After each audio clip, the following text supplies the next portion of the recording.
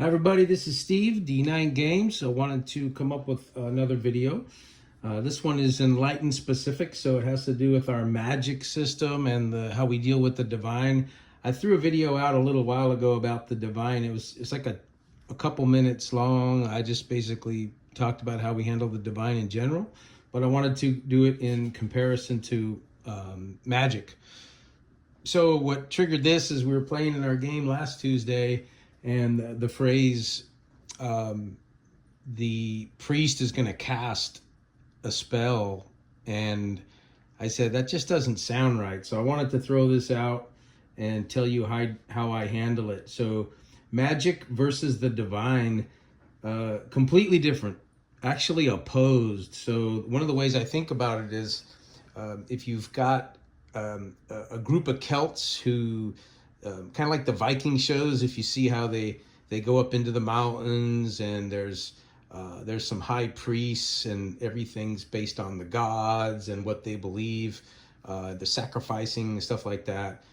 The way I run it in my game is, so those priests are actually dealing with magic. So they're dealing with mana, and they tell the people that it's divine. So it's actually kind of a lie, which is interesting, because the truly touched people, whoever they may be, whatever race they may be, are either gifted with divine abilities, or they're chosen so that they could pray and ask for divine assistance, whether it be divine healing or divine protection and stuff like that. So there's a lot of Celts. It's Celt heavy. Basically all our humans are Celts in the Twilight of Fae, right around 300 BC. So the way I look at it is simply this: in our game, divine is it's a prayer to a god or gods, however you want your players to set up their characters. And it's either granted by the gods directly. It's the gods actually doing the healing, not the priest. Or if you want, they can be touched by the divine and actually given the powers to heal and protect, which is fine too. But definitely nothing to do with drawing mana.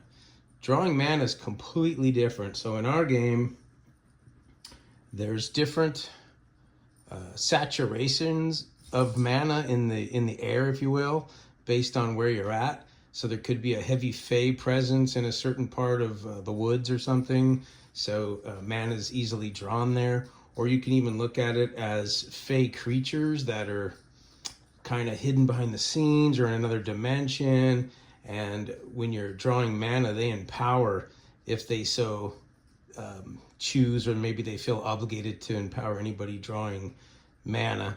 So divine and magic, completely different. True divine is practiced by those of pure faith. They believe they can pray for miracles, protection, and or healing.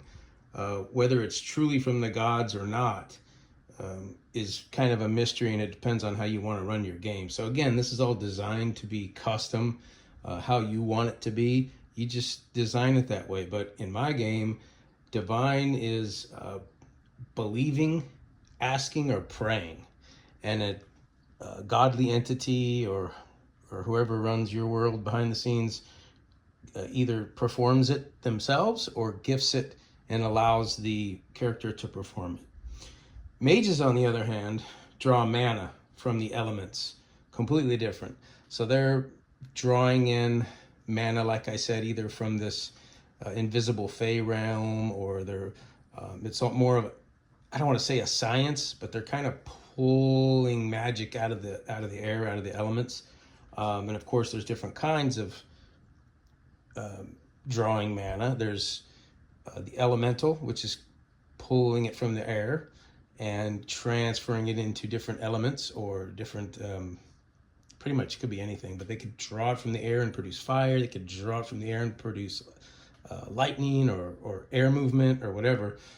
And then there's the beast type drawing mana, where they're actually dealing with some kind of, I don't want to say evil, but beastly magic. So they're kind of using maybe the blood of dragons, or they have something in their weapon that's magically created, like a staff or an orb or a wand that was created with beasts. So they're drawing the same mana, but it's transferring into this bestial type of magic, which could be a hybrid or it could be full beast.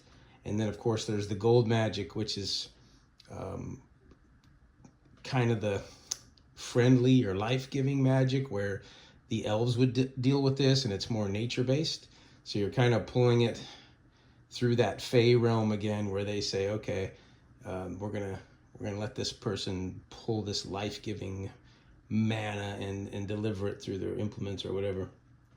So this is designed for you and your group to figure out how it works for you. But simply put, divine is belief, asking, or prayer, and drawing mana is pulling from the elements or empowered by the Fae and things like that. So mana, again, is rich in some areas and weak in others. So that keeps it kind of a mystery, and it keeps it a little bit frustrating for the mages.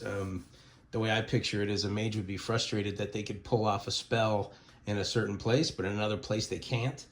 And that's just because the environment is mana rich. And we've got the elemental, which I call in the PDF blue or elemental magic. And then we have the beast magic, which is red. And then the moon magic or gold magic, which like I said, is more Fey empowered.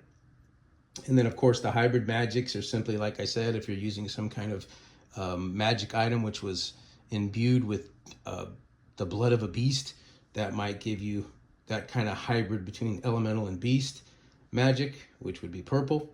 And then again, if you have some kind of moonstone or elven crafted, you've got the orange, which would be like, or no, I take that back, it would be green, which would be like a mix between the blue elemental and the gold moon magic. Now orange, which is between beast and moon, is kind of a taboo, and I won't get into any details there because it's kind of a secret that we're saving for our next book or chapter, or how that's developed, how it was come across, and what it actually does. So that's like the taboo part of the magic we don't talk about. So I like to think of these as Fey creatures that have interest in magic and empowering the mages, the different types from different Fey. So you might have a little Fey creature that is more of a beast, might be giving you a little bit of that little bit of purple magic, which could be a hybrid between elemental and beast. You could have like the little Fey elven type, which could give you that little bit of green hybrid magic, things like that. So you might elect for these types to be more scientific, which is more elements, science, but I really lean toward the Fae and drawing mana from the environment, and that way you can keep this little magical thing a mystery, right? But it's completely different than the divine. That was the main point of this video.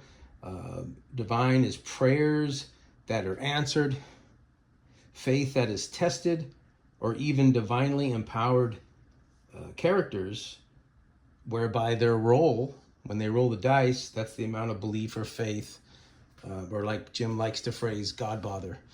So they're kind of saying, hey, I really need this. Please help us heal our fighter, right? So mages draw mana and cast. The keywords are draw and cast. Our priest ask and receive. So the priest asks for the divine favor and they receive, whether they're gifted to perform these themselves or it's actually happening by some kind of divine angel or God or whatever. So I simply did the colors there just so you can associate, visualize it a little differently. And then we also worked with some colors with the divine. So you have black, gray, and white. White is the most favored by the gods. It's pure divine. That would be a prayer that's answered and executed by your creator, if you will. The gray divine would be more of a neutral. Maybe you're given some graces and some powers. That would be gray. And then if you have a pact with somebody evil or like an evil entity, a devil or a demon or whatever, that could be divine black. So hope that answers a few questions. It's just the way I'm dealing with it for now. And things are definitely flexible, but we try not to get too quantified so we can keep it custom for you and what's best for your players at the table. Again, I hope that helps. And until next time, peace.